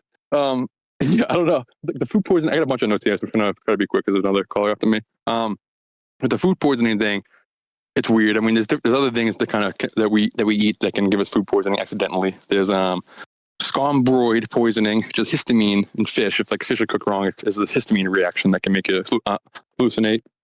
Same with shellfish. And obviously there's the ergot, that if ergot, the fungus that's in there's some kind of like cordyceps, whatever, in ergot, if it's prepared wrong, if something happens to it, it can make you trip out, and that's the Salem witch trials and all the crazy stuff. But the difference is, I guess, we understand the psychoactive element in these things that happen accidentally. And the mystery with this one, I guess, is they don't. That's kind of the big thing, is they can't identify. I was looking at it very, very briefly, and it said, one of the articles said that Albert Hoffman, like the guy who synthesized LSD for the first time, used it, like created it, using psilocybin and trying to like synthesize something out of that. And he was also brought these mushrooms too, and which apparently is a very distant relative of Amanita muscaria. But nothing happened. He ended up being like, I couldn't do it. I couldn't get anything out of it. But people are aware of this thing, I guess. And it says that there's other types of this mushroom. While China's Yunnan province is the global center of these reports with little people visions, this phenomena is not exclusive to China. Recent genetic testing and research have shown that some mushroom, Lanmaoa asiatica, like you said, is responsible for similar events in other regions. In remote northern Cordillera, indigenous communities collect a wild mushroom they call sedesma. Genetic analysis has confirmed that this is the exact same species as the one found in China. Local lore involved describes visions of tiny human-like spirits called Insisit. Historically, outsiders in the 1930s documented tribal members consuming a mushroom called Nanda that caused sudden behavioral changes. Modern researchers believe it is also the same species. And they describe descriptions of tiny people with mushrooms on their faces that are nearly identical to those in Yunnan, China. Which is weird. I mean, we can get into like why this is happening and stuff, but it just seems like, yeah, I mean, this is just added to the list of buttons that humans can press to have some kind of weird reaction. You know, we just didn't know about this one before, I guess. Yeah, and the consciousness, the mind's eye, and from what I can find too, this goes back about 15 or 18 years or so. So I think this is a new phenomenon, or maybe not, as usual, right? Like these are the types of things where we're like, oh, look, science found this, and then the shaman of old are like, no crap, like we've been trying to tell you guys, but okay, fine, science found this. So I mean but it is weird, right? Like again, cross culturally, different demographics, it doesn't quite matter, and people still see these little crazy elves, these little 2-inch elves running around on the table and stuff. It's just a weird part of it. It's like how does that happen in a collective subconscious? How does it happen in the zeitgeist? How does it happen in, as we talk about the noosphere of ideas, that no matter what, you consume it the same way and you get the same result? It seems almost as if there's something way more spooky going on with this. Yeah, like it's some kind of base programming, some kind of weird thing. Like I love McKenna's. It's a communication device type thing, and I have some quotes on that and stuff. But like a lot of when people talk about machine elves and stuff, a lot of what they're doing, the reaction that they get is kind of, oh wow, you're here. They're kind of surprised to see you. Like you're not central to the experience. These things are kind of around tinkering and stuff. Like basically building reality all around us, and they're kind of surprised to see us when you pop into them. So maybe this elf frequency you're talking about is returning into kind of their lunch break and their playtime and stuff, or returning into just it's not a full experience and it's just like a one layer. So rather than seeing them tinkering and making mechanisms, we kind of see them more playing in our reality, kind of just like it's the veil hasn't fully fall down, or like less of the veil. All we're kind of seeing is, well, there's something goofy and something weird. But the way they describe it as using like real world physics and kind of interacting with the real world, like with your spoons and stuff, and like hopping on tables and kind of, I don't know, it just reminds me of it's real Disney style. I have a couple quotes here I can kind of read real quick to get us into the why this is all happening aspect of it. Yeah, love to hear it. Absolutely. Yeah. This is all from McKenna. The mushrooms are telling us something. They're telling us to pay attention to the boundaries of our reality. Psilocybin is a very powerful tool for exploring the interior, for exploring the collective unconscious, for exploring the boundaries of reality. The mushroom is a shortcut to the other world, a doorway to collective unconsciousness. Hallucinations are not a defect of the brain; they're a hidden function of the brain. That's kind of like the button. This is some kind of thing that is just native to us. We just don't understand it. But humans have kind of been pressing the buttons a little bit, and we're kind of figuring out what these buttons do more. The mushroom is not a hallucination. It's a revelator of the hidden world that is always present. The mushroom is the entity that will allow us to communicate with the alien other, the other that's been trying to get through us. Oops. Still there? I'll tell the real quick on the word revelator. Shout out 40s if you're out there. He used to call me the revelator. Now I know why. Too weird. In the interface. Yeah, you're good. You're good. So we got the first quote and we got halfway into the second one and it cut. But welcome back. And it's okay. Don't feel bad. Tonight's a glitch city, so it's probably me. Are you there? Okay. I was having some internet problems earlier, but I thought I fixed it. I mean, yeah. I'm just gonna rattle through them real quick. It's a tool for ET communication. It's a phone that's always been ringing for a long time. We're finally answering it. It's a hyperdimensional antenna. When you take it, you're tuning into a frequency that's always been there. The other is trying to talk to us, and the mushroom is the channel, the interface between our world and the hyperspace of imagination. Mushroom is a spaceship. It's taking us on the journey to the other world. The mushroom is it's a teacher. It's teaching us how to navigate hyperspace of imagination. It's a biochemical key to the galactic library that's been in plans all along. We're not alone in this universe, and the mushroom is proof of that, and it's been trying to tell us something for a long time. So, and I think it's cool when you tie it into kind of the panspermia aspect of it, is that kind of whatever is coaxing humanity to do something, or whatever is kind of some guiding hand behind us, it uses this to, this is like just some kind of natural mechanism that allows some type of new instructions, new download, or new whatever. I'm afraid of the internet, but so what do you think about that? No, you're good. Stop talking for a second. No, you're good. Yeah, I think that the panspermia bit there is really prescient because, again, we're moving into the realm where we're discovering all these interstellar visitors coming through, Oumuamua, a 3-eye atlas, the two big famous ones, was another one between. But I mean, that type of stuff now is commonplace. We just kind of maybe, technologically we spotted them in the days of yore and they created mythologies or they created whatever they created. But now we're like, okay, so this thing is passing through and it's never coming back.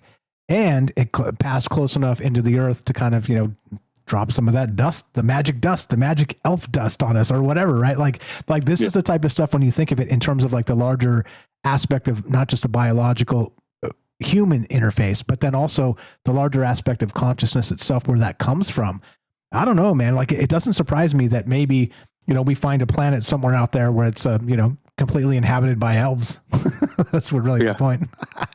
Exactly. I mean, it seems to be a great way to communicate with something non-local, some kind of communicate.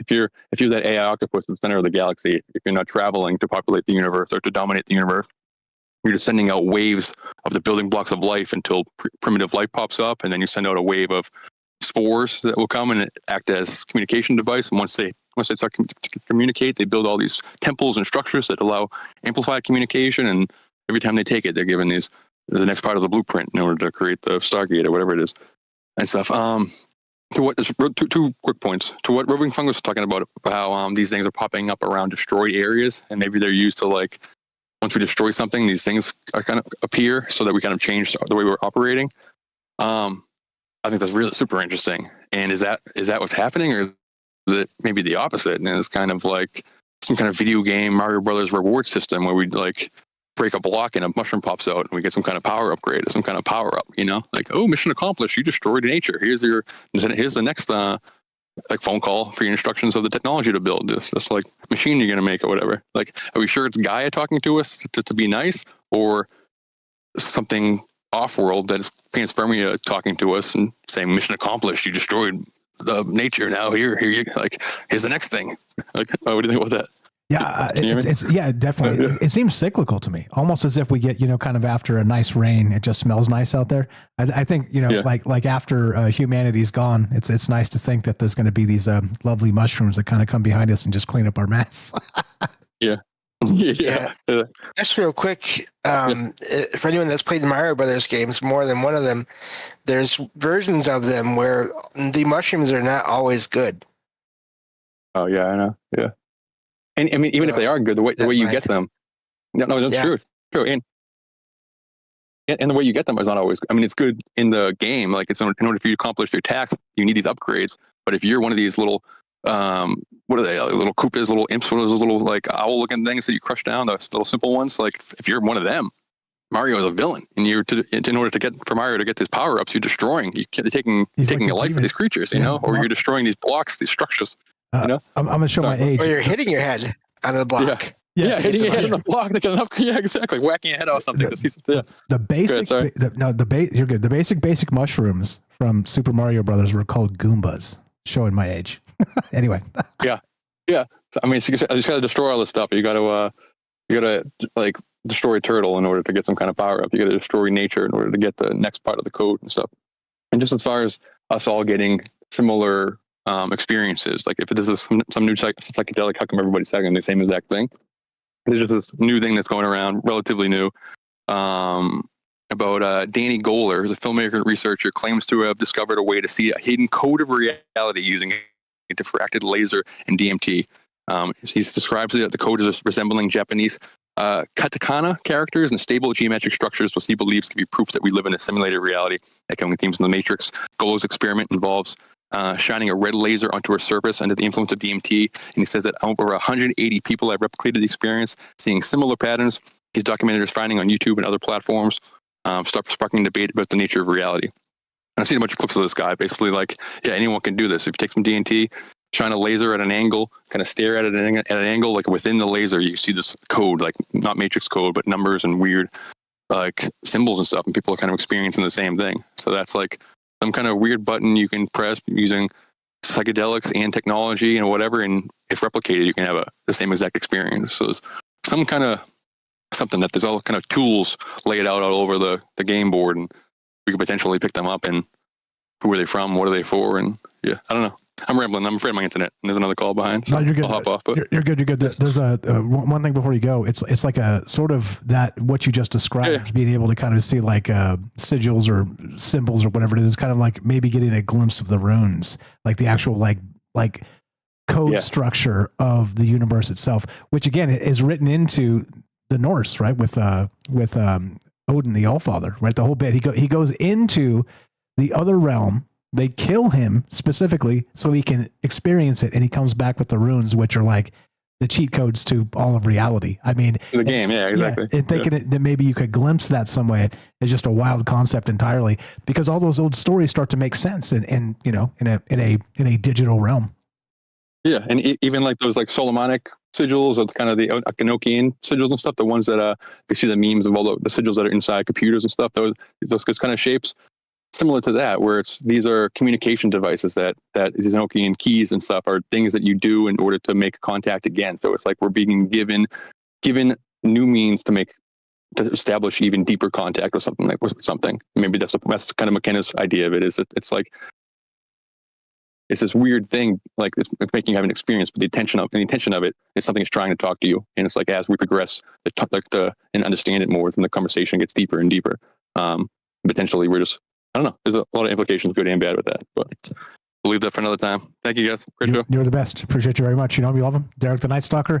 Give him a follow. troubledminds.org/friends. Scroll down. It says Night Stalker. Go follow his YouTube channel. It's totally free, and he's amazing. Like I said, we're a special group here. We have such smart friends that can look at the world in so many different ways. And the whole point is to help each other. The whole point is to talk to each other. The whole point is to recognize that we're different. We're also the same. So please go give him a follow. It's free. troubledminds.org/friends. And follow Derek. Follow all the people while you're down there. Fire stuff. Appreciate you hanging out tonight, James. Anything to add real quick? And we'll go to Parker and then wrap this up. No, just sorry for interrupting there, but I had to because the Mario stuff. I mean, that could probably be a whole show. Honestly, all the weird stuff with Mario and all those games and I don't know. It could probably be a whole show. But anyway, great to hear from Derek as always. Yeah, we'll get back to the Goombas at some point because I think, interestingly enough, when you wrap the simulation around your head and go back to Super Mario Brothers, probably the biggest 8-bit game ever made. It's got the Goombas in there. There's a lot of mushrooms in that, and don't forget Bowser and the dragons and the spikes and the turtles. It's very Land of the Lost. it's very bizarre, and it makes you wonder what the hell they were on. Yeah, go ahead. Sorry. Reptilians, and some of them have hammers and then spit fire. You never know. Exactly. Which is weird. It's super weird. Love to hear your thoughts. We're talking this while. I'm calling it the elf frequency, and that makes sense, right? Certainly, this mushroom that people take, and if it's undercooked or if it's raw, they see these tiny elves running all over the place, and sometimes it'll last up to a week, which is terrifying. What does it mean? Go to Parker. Parker on the Discord. What's up, brother? We can hear you. You were on the thing. Go right ahead. Thanks for being patient. Hey, Mike. Can you hear me? How you guys doing? I'm doing well. Can hear you just fine. Awesome. Yeah, I think Discord works great. So I'm awesome talk by the previous guy. What was his name? Sorry, I just forgot. He dropped out, I think. That's Derek. Oh, yeah, he was great. Thanks, Derek. I appreciate that. I love what the previous guy said. He pretty much summarized a lot of things I've looked into as well. Really interesting stuff. I want to kind of bring up one guy, though, Kevin Can. It's Can with a C-A-N-N. Is this guy who studies Platonic surrealism, is his kind of new idea framework for a lot of these weird metaphysical interactions. And I've done mushrooms. I've done a lot of different drugs. I've also, of course, told people who have been here before I've had weird experiences. I've been able to also use emotion and intent to do some very special and specific things. So I've kind of had a wide range of metaphysical experiences. I've also known friends who have done only mushrooms too much and have lost their lives because they couldn't get their own stuff together. A lot of these things I look at as tools, and they can be overused or underused just like anything else in the world. And there is going to be a whole new revolution of chemical science that's going to come about, and very related to the previous speaker when it comes to how basically like DNA and chemicals can be used as antennas to distribute our brain perception. But related to that angle of brain perception, Kevin Kahn has a very, I think, solid idea about how deception is kind of the rule with a lot of these things. They are perspectives of an angle, but in a way, they always lie. Even when it comes to, I've read a lot of books about people who have direct abduction experiences from good beings who have basically told them the whole story, as it were. But at the end, there are things that don't quite gel. There are things that seem odd or off, that basically, you know, they're lying in some way, or they're not being honest or being deceptive. White lies, you could say. And a lot of these deep phenomenons, when you take a heroic dose or take DMT, I've talked to a lot of people who have talked to the machine elves, who have talked to the entity known as Marvin. Multiple people have talked to the entity known as Marvin, who's supposedly an AI who overlooks the world, and basically his personality fits literally the same robot from a guide. What was it? A Hitchhiker's Guide to the Galaxy. Basically, it's very weird. That's Grok, right? Isn't it Grok, or the term Grok came from there?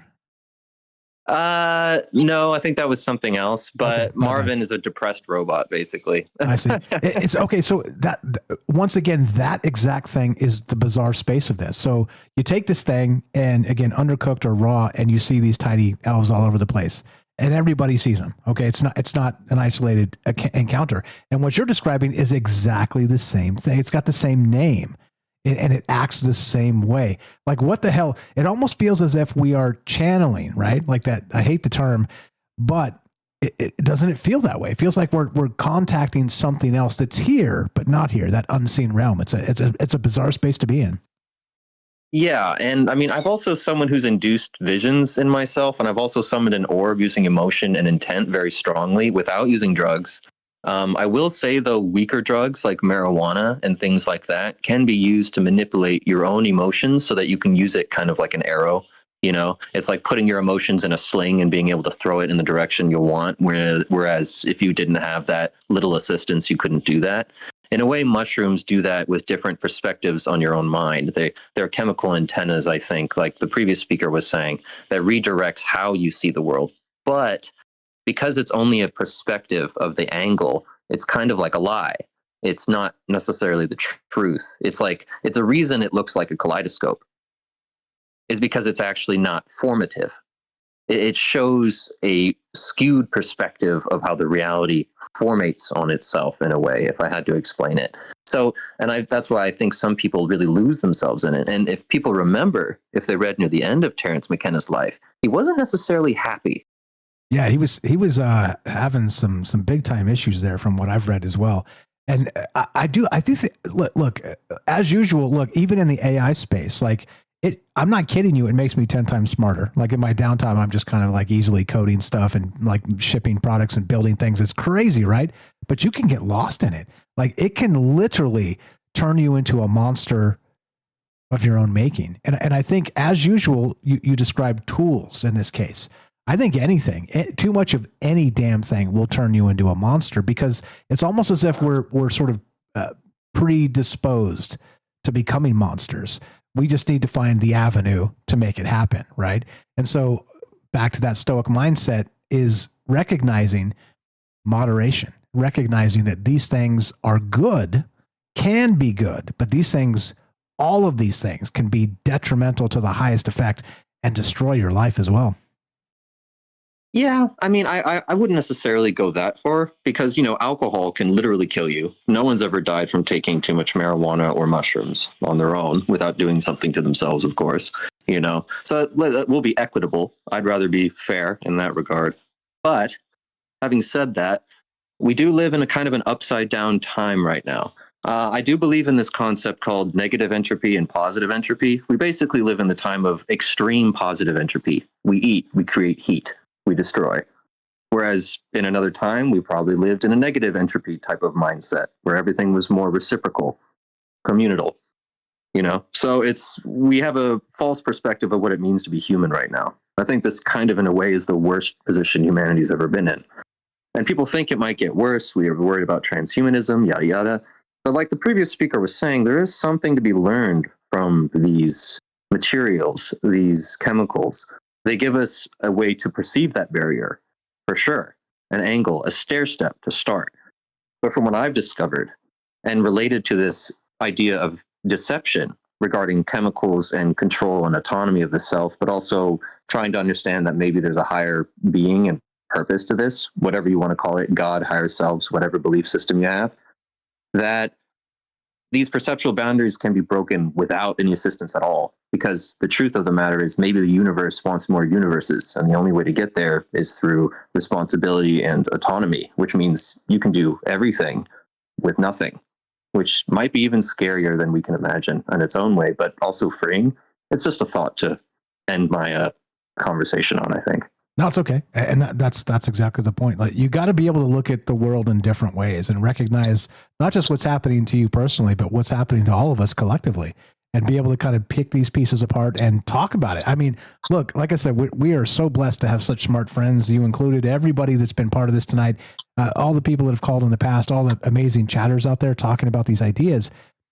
It's complicated. Like, this stuff is not something you can just be like, well, here's your theory of everything and this will fix all. Stop it. Like, I get it mathematically, you know, it works on paper. Oh yeah. Have you met humans? Have you met humans at all?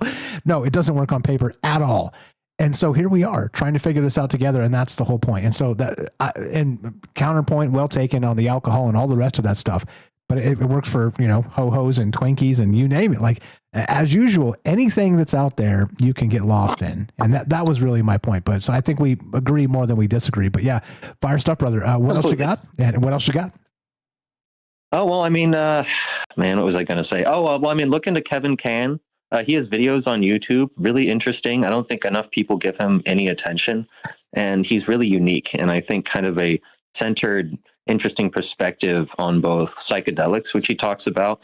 He makes connections to the mycelial network, as you were mentioning before, about how there's actually space pathways, kind of like Stargate, that are like mycelial networks through the universe, and that this whole as above, so below framework actually relates directly to mushrooms and stuff like that. It's very interesting. I don't know how much truth there is to it, but he's one of those people. The reason I give him some credence is because, like me, he's discovered pathways to basically vision without any psychedelics whatsoever, which I think gives some credence to his words. Yeah, that's the Carl Jung way, right? The Freud with the cocaine and the Carl Jung with the meditation, the breathing technique. it's like that. That's something like that, right? Like that. It's like, yeah, you know, you could do this too. But once again, so many different ways to access whatever that unseen realm is. That's the fascinating part to me. And I don't think you need to fry your brain to do it. And there's a lot of ways to fry Kevin your brain. Can's a teetotaler. I didn't say that. He's a teetotaler. He doesn't touch any of it. Okay. Yeah, even better. And then that's which makes it interesting. Yeah, right. So meaning you look at the Wim Hof and the breathing techniques and some of this other stuff that's like, okay, so if regular people can do these things and you don't need to touch any of this nonsense. It's a control. It's a control. Exactly. Control mechanisms is one of my favorite terms. I use it a lot. No, scientifically, a control. Oh, I see. If we can compare someone who doesn't need it at all and get similar outcomes, we can scientifically have a control. We can have a non-biased control for psychedelic research. I see. Okay. And I'm with you. This is actually extremely important. Big time important, because once again, that means you can throw all that stuff out, or at least not rely on it so much for a shamanic experience. 100%. Well, we can remove the ineffability out of the equation, which is a big deal. I think we need to lock onto that. That's something I actually hadn't considered completely until I just mentioned it to you. But no, it actually, people like Kevin Can and people like myself who could maybe possibly, as they say, break the veil without assistance might be the controls we need to get science to move along. So that's actually a cool idea to end on. I think I'll go at that. You were the best. Go follow Parker. Go follow Parker. Has your first video dropped? When it does, you better let me know. We'll share it in the Discord. Okay, I appreciate you very much. I'm being terrible about it. I keep changing it, but yeah, I'll commit. I'm committing. I'll get it out. Look, it's hard, man, and I've said this a lot. Like, and the reason, look, I could trim, the first 40% of the episodes of Troubled Minds, and you'd be like, wow, Mike's been good for a long time or whatever. And I'm pretty good. I'm not amazing, but I'm pretty good. But you know why? Because the first 40% of the shows were garbage. It was absolutely terrible. All the ums and all the ahs, all the fractured thoughts and all the dumb stuff. But I left it up there intentionally. Go back and listen to the first several episodes of Troubled Minds, and you'd be like, damn, I'm totally good, and you'll start releasing stuff. That's the reason I left it up. Not to be self-deprecating, but to recognize within ourselves we have something greater, and if we don't put it out there, then it doesn't get out there. Couldn't agree more. You're the best. Appreciate you very much, Parker. Go give him a follow. troubledminds.org/friends. Click on Parker. It'll take you straight to his YouTube channel. Looking forward to what he creates next, and he's having it hot on the new video. As we all do. I hemmed and hawed for 2 additional years before I started Troubled Minds, by the way. I was like, and I was always talking about him, and Mrs. Strange was like, why do you keep talking about this? Because I really want to do this. But I wouldn't do it. It was like kind of putting a toe, you're jumping into the cold water in the pool, right? Anyway, lots of amazing things have come as part of this. And like I said, I'm honored and blessed to be in the middle of this whirlwind of ideas and people and what's right and what's wrong. And recognize too, I want to point out something very, very interesting about that came to mind while Parker was talking. And one of the points I was making is, look, we actually can have too much of anything and it can destroy us, including too much truth. Okay. And recognize there's a lot of communities out there, whatever they are, like you choose them. It could be religious. It could be opposite. It could be political. It could be anything. But too much of that particular flavor of truth, because as we all know, let's be real, truth is a slippery fish, as I like to say. Too much of a flavor of truth can destroy you. Just be careful. As usual, look, moderation in all the ways, and it's important to recognize what's happening to us as people. We are malleable. We are influencers. We are also the influenced. It's important. This stuff is important to me. And it's what brings me back all the time to talk about these ideas.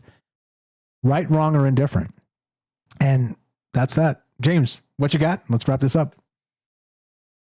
Great calls from everyone. I'm just thinking, as you two were talking there and saying, wow, if only we had controls, people that had experiences without having to take anything to have them, and scientists could talk to them. Oh, wait.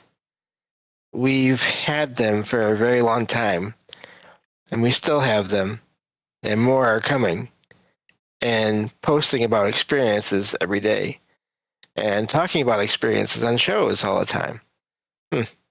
Funny how that's not still not being given much attention overall just yet. Hopefully it does change, and that happens someday. So that was my last thought for that. And I think the world is changing fast. We're gonna many of the things I think that were laughable in 1978 are not going to be laughable so much anymore. I think that's true. Not because, once again, pseudoscience as a term is laughable.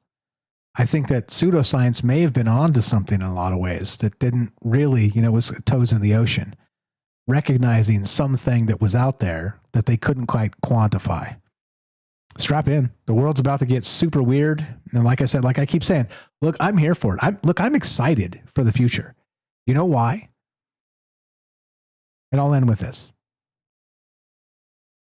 As I hit the button 3 times for it to actually take effect. I'll end with this. I'm excited for the future because it looks unlike anything we've ever seen at this point.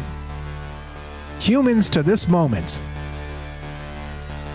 for right or wrong, for better or worse, all the indifference aside, we're moving into a space that has never happened before. Well, I could, in my mind's eye, make that debate, but it's never happened before in modern times. I don't know. What comes next? Elon Musk is like, oh, we're just going to hand out money to everybody. And I'm like, you're the richest dude. If you ain't doing it yet, who's doing it? Right? Like, right? So we got there's some growing pains coming, obviously. But also, when all the work is done, what needs to be done? And how does that rob us of humanity? I don't know. It's an interesting conversation, at least in my head. Thank you again for staying up late and being part of this. Thanks for understanding that a Rodecaster update and a Windows update 15 minutes before showtime is horrific, but we figured it out. And like I said, 5 years ago I was horrified, absolutely just white as a ghost. Like, this is awful. I can't believe we're doing this. But now everything's been a disaster so often, many times over the years. Oh, well, we'll get him next time, right? Anyway, all that aside, thank you again for being patient and caring about these ideas, sticking with us, and understanding that I'm human too. Speaking of which, no troubled minds on Sunday. I'm going to be out of town. I've got things to handle, and they are important things. They are family things. But hopefully, and I'm again, all my apologies for being flaky and all this stuff. It's not. I promise it's not like you think. All right. There's no dark night of the soul incoming. There's a lot going on. Okay. So thank you for understanding. Thanks for caring. Thanks for recognizing that all of my blood, sweat, and tears over the years, I recognize has borne fruit. Not just for me, for you, and for all of us. I don't take that lightly. That's it. Soon we'll be back to regular mic. This mic is not the same mic. He's not the right mic.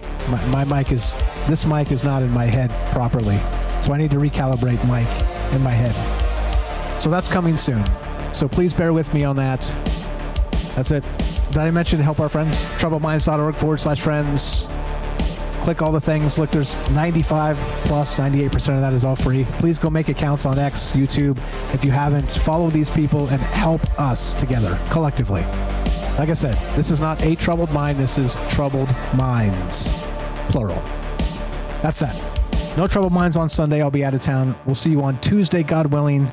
I'll be working on a show idea from now till then, so I don't have to scramble. Appreciate you very much. As we finish, it goes exactly like this. Be sure, be strong, be true. Thank you for listening. From our troubled minds to yours, have a great night.